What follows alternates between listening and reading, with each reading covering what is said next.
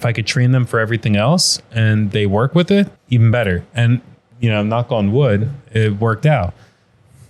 What? Nothing. Knocked on wood. Restaurant Punk, what's up? Restaurant Punk. I just wanted that to be a solo for you. Hello, everybody. Welcome to Restaurant Punk. Hello, Welcome. hello. How you guys doing? This fine Fantastic. afternoon. You guys both look great today. Thank you. We've been working out. Wow, together? See my guns? Well, maybe together, but just not in the same Is area. it Gotcha. blocking? Is it blocking the view? All right, so no. See all the shadows from all the Definition. Oh my definition. god, I was bartending. This guy was like, "What's that?" And he was clearly pointing something behind me, and I'm like, "This." And he's like, "No." I'm like, "Is it blocking your view?" And he's like, "No." He's like, "Can you just stop?" He's like, "What's that behind you in the bar?" I'm like, oh, "Okay." That's great. Anyway, You got to have some fun with it. oh, You have to, you have I gotta to. amuse myself. Almost got to. So what do we got going on today? I have a topic. Because I kind of feel like we kind of, not really, the three of us were on an episode. We kind of spoke about it, but not in depth. So how do you manage people who are hard to manage? Fire them. Yep. No, you don't give people a chance? Because sometimes I feel like younger staff, they just don't know any better. It's their first job. Well, I'm sorry. Let me just say, you said, how do you manage people you can't manage, correct? No, that are hard to manage. That are hard to manage. So if you know they're hard to manage, that means you've given them enough chances and then you fire them. So you know. But she made a good point. She's like, younger people, like high school kids to first year freshman, college, whatever, they're trainable. Obviously, they're very trainable. They might not don't know. agree. They should be trainable. I don't agree. But at the same time, if you have a certain environment that you've established at your business, I feel like they'll grasp onto what's going on around them, because if everybody else that's working for you is working the way that you want them to perform at the level, you got to give them time. Now, I feel like if 3 months pass and it's like nothing's clicking, yeah, you definitely fire them. Yeah, but do you think you're part of the problem? Not if the rest of my No. restaurant's running properly. That is correct. Well, okay, you have people that are experienced in the industry, and they bring to your restaurant good habits. They have a good work ethic. They learned well from somewhere else. They come in, right? But doesn't mean if it worked well for somewhere else that it's going Right. to work well. Well, my point is, let's say someone comes in and they don't have a lot of experience. It doesn't matter what the age is, or they picked up bad habits because of a different restaurant. Isn't it your responsibility to make it clear? Because I think a lot of times there's this expectation that, well, you should know, it's your job. But like you said, every restaurant has a different culture and there's different needs. You got to work a different way depending on that restaurant. But was that made clear to them? Well, I feel like you should have training, right? Yeah.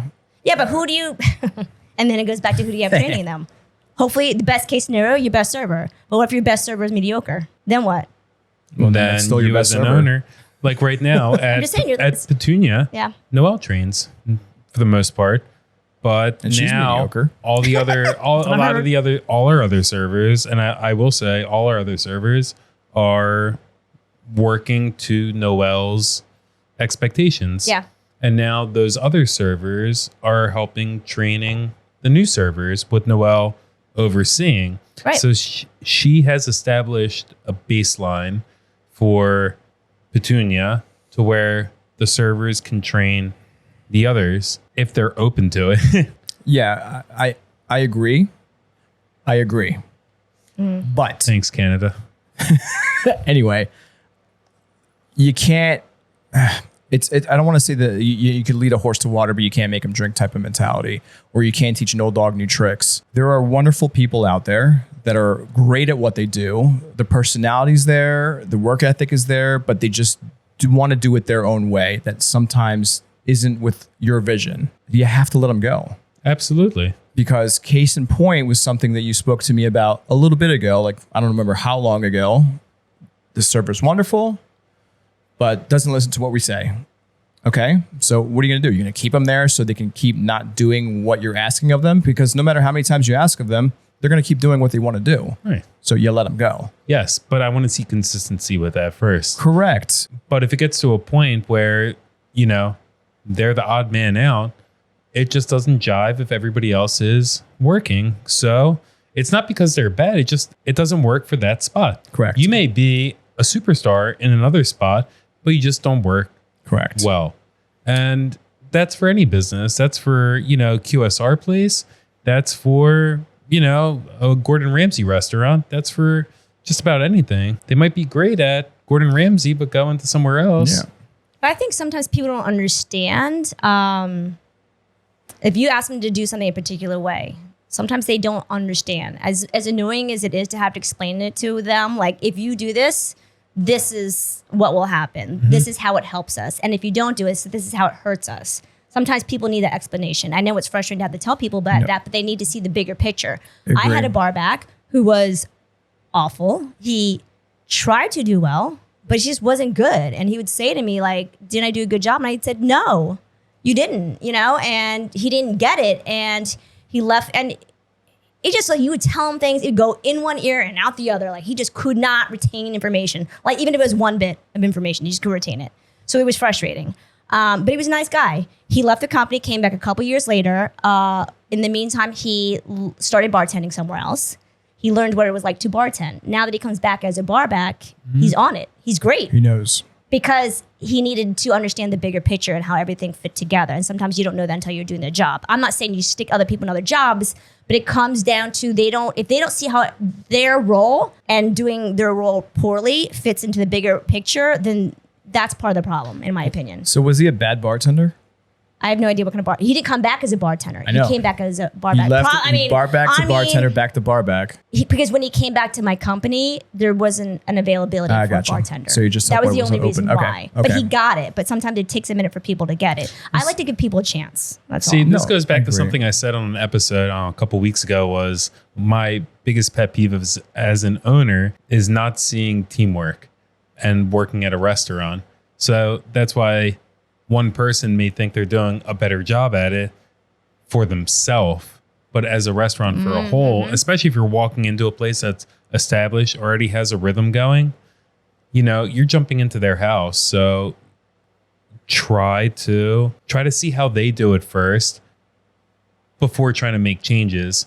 And there's some people, old dogs, new tricks. Maybe they just don't get it. Maybe you have to let them go. Or maybe some people do pivot to make adjustments in the way they execute themselves and present themselves and work with everybody else. But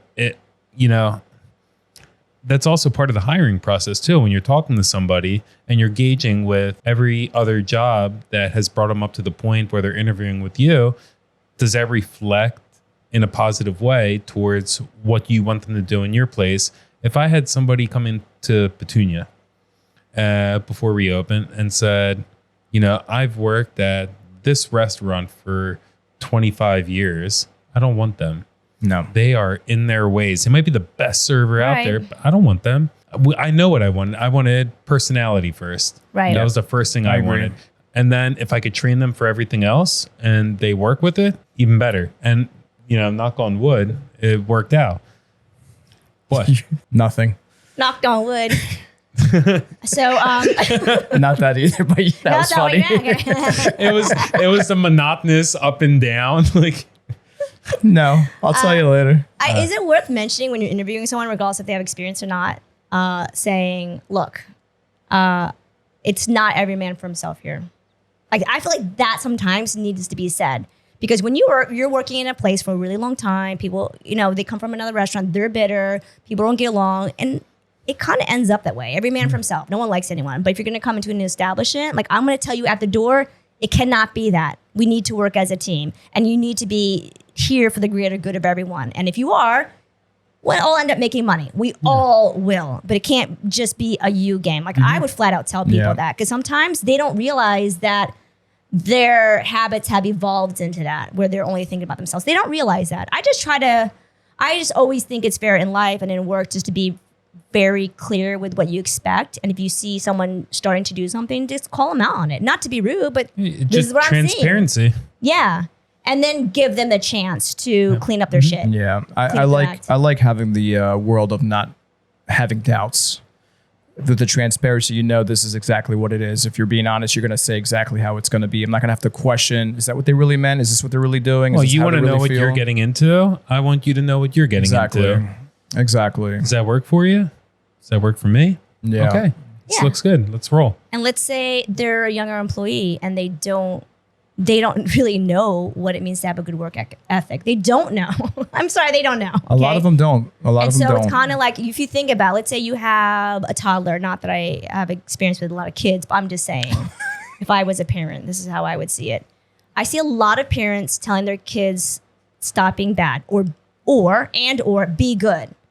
What does that mean? Or just no. Right. They're supposed to know? Because I said so. Right. As a parent, I would say, when you do this, that's being good. When you do this, that's being bad. If that's the way you want to explain it. But I feel like you need to explain it. You can't just get pissed off because they're a child. They don't know. You're an adult. You know what things are good and bad. They don't know until you tell them. Yeah. Same thing with high school kids. They don't know what a good work ethic. Something showing up on time is enough. Yeah. It's a start. You know? It is a start, and that is Yeah, true. I have a 16-year-old working for the establishment now who's got amazing work ethic, is very, very good at what he does. And at 16, they are rare. They are very, very rare. But, you also want to take that and mold it into something greater. You know what I'm saying? Like, you want to take what they have and make it greater, not just stop saying, oh, he's already good, so never mind. You want to take what, I'm going to say it again, what he's got and make it greater. And as well as the bad ones, and lead him in the right direction to become great. And I think repetition is a big part of that too. Yeah. Repetition. Because I remember back when we worked George's place, we had, I won't say the names, but The best staff that grew up to go on to great things. But when they were with us, they were in high school and they were bussers. And it was repetition all the time. Every time they walked by a table and there was something on the ground, can you pick that up? Can you pick that up? Can you Windex that window? Can you grab their water? Can you do this? Can you do that? Over and over, week after month, until you see them just walking and grabbing Doing it on their own. and doing Right, that. yeah. And then doing it. And it's just attention to details. And I think once they grasp the general idea of what you're telling them, they're picking up things on their own too. And a lot of those people they have their own businesses now. They great have things. their design businesses, their own restaurants, their own engineering degrees, and degrees. everything They're else. doing all that. And back to the original topic, you can't manage all of them No. to go the way you want it, so you have to let them go. Yeah, but you ever consider that, okay, let's say you have a bar back. Because the server isn't consistent with their responsibilities, sometimes their responsibilities, the bar backs end up picking up their slack, right? Okay. So now you have confusion.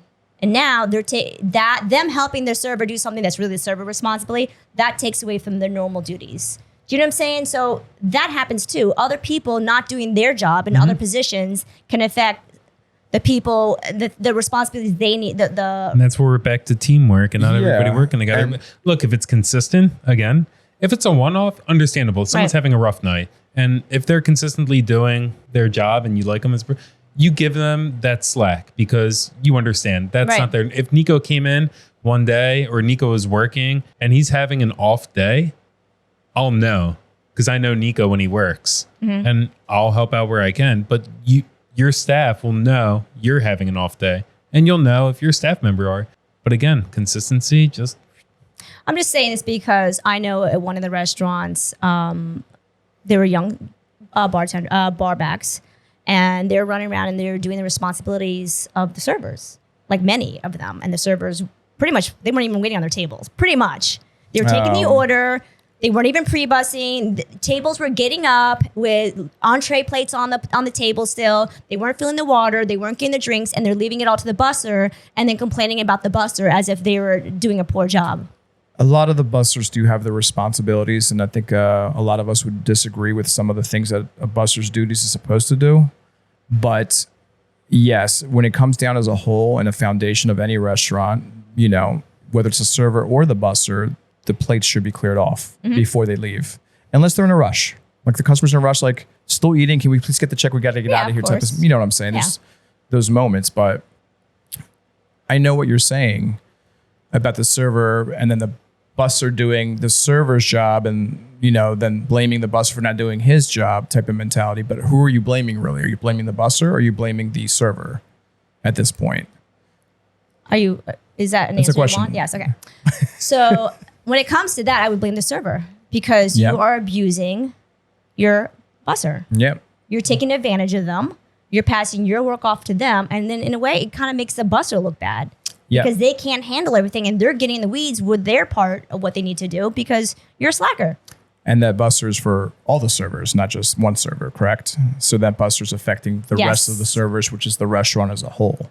And the other servers are getting annoyed. It's not fair. I'm just saying sometimes it's not as apparent as you think it is. Sometimes you have to watch the whole dance. You have to see, take a step back as an owner and see what's really happening because sometimes people get frustrated because they're not treated fairly or it's not clearly understood because it's depending on who they're working with, it's a different expectation and that's not fair. It's not fair. If they're bad, there's a reason and it's not always something that can't not be fixed. Right. Well, here's a good one. I just thought about it real quick, just to kind of collect it all together. So how do you manage somebody that can't be managed? The server's a great server, is abusing the busser. Busser's not doing its job. It's causing chaos. Mm-hmm. So who's not manageable at this point? The busser not busting his tables because he's doing too much for the server abusing the busser. But at the same time, are you letting go of the server because they're abusing the busser? Or do you get more bussers to add in to kind of pick up the slack? Which I don't think that's fair. I don't think that's fair because the problem originates with the server not doing what they're supposed to. So it all falls on the server. So now, Correct. let's say it's the bussers are getting tips. Okay, so now you're going to add on another busser. They have to split the same amount of tips because it all originates. The issue was with the server. So now the bussers, are they going to be as inclined to want to work as hard if they're making less money? No, not really. Not at all. And it wasn't even their fault. It was the server's fault. So how do you manage that server? I personally would take them aside because I would identify what they're doing wrong. And then I would say, this is what you need to do. This is what you need not to do. This is their this is the bus's responsibility, just so we're clear. If it's not clear, I just want to make that clear. Do not ask them to do these things. Okay. And then nip it in the bud. And if they want to continue down that path and just ignore me, then I fire them. Okay. But I think it's fair to call them out instead of just firing them. As an owner, doing everything in your power to make the changes happen. And if you can't, then you let them go. Yeah, because sometimes you don't realize, let's say a server's not that strong and they can only handle 3 tables at any given time.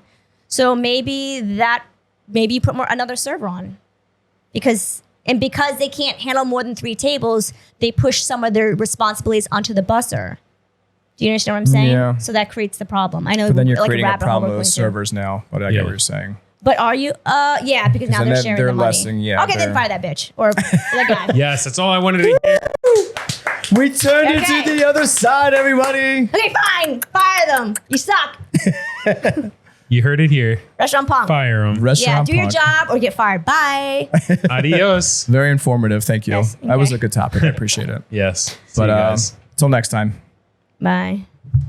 Do you work out? I started working out again because I saw like the last time I filmed, I did something like this. I'm like, what the? It's like, and then I was walking by my because I haven't really been working out as much as I used to, right? Ever since I started editing, and I lost like a lot of definition in my arms, so I started working out again. Good for you. I know that was very It drawn shows out it. answer. No, it's good. Thanks. It shows. What you got? What do you want?